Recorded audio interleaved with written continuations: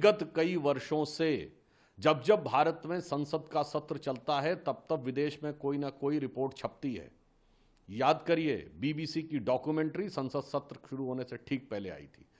जनवरी में हिंडनबर्ग की report budget सत्र शुरू होने से ठीक पहले आई थी।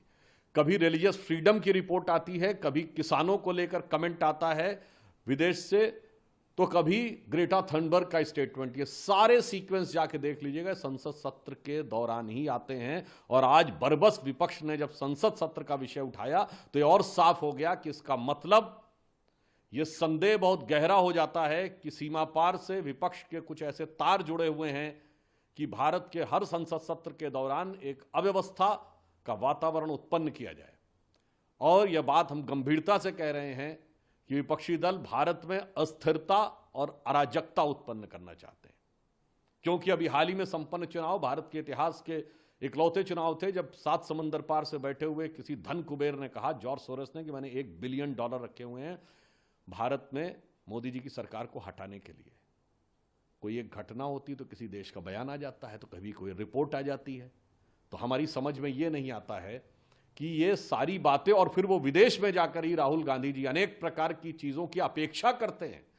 कांग्रेस और विपक्ष के नेता जाके विपक्ष से अपेक्षा करते हैं कि भारत में हस्तक्षेप किया जाए।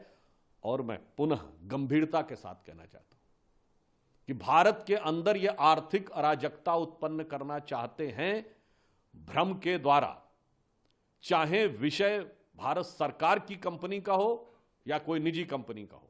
ये वही लोग हैं जिन्होंने 1 साल पहले कहा था LIC डूब गया, इन्होंने कहा था SBI डूब गया, इन्होंने कहा था HAL हिंदुस्तान एरोनॉटिक्स डूब गया।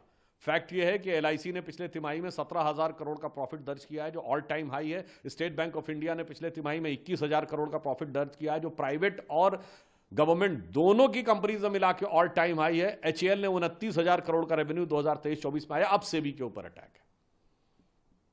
मैं पूछना चाहता हूं कि आप ये कर क्या काम करना चाहते हैं? और मैं जिम्मेदारी के साथ कहता हूं, सिर्फ फैक्ट सामने रख रहा हूं। हमेशा कांग्रेस विदेशी कंपनियों के साथ क्यों खड़ी रहती है? आज से नहीं, 30-40 साल पहले से। यह बताइए, 1984 में यूनियन कार्बाइड के एंडरसन को इन्होंने हवाई जहाज में बैठ के भगाया था। यूनियन कार्बाइड के साथ कौन खड़ा था? कांग्रेस। बोफोर्स के साथ कौन खड़ा था 1987-88 में? कांग्रेस। अगस्ता वेस्टलैंड के साथ कौन खड़ा था? कांग्रेस। चेक पिस्टल्स वाली कंपनियों के साथ कौन खड़ा हुआ था? कांग्रेस।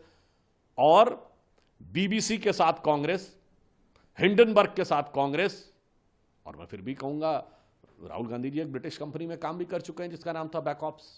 तो आज हम विपक्ष से पूछना चाहते हैं कि विदेश की संस्थाओं और विदेश में छपने वाली चीजों में, और आपको ध्यान हो केजरीवाल जी ये भी बोल चुके हैं कितना मुश्किल होता है न्यूयॉर्क टाइम्स में छपवाना, ये वर्ड है उनका ऑन रिकॉर्ड।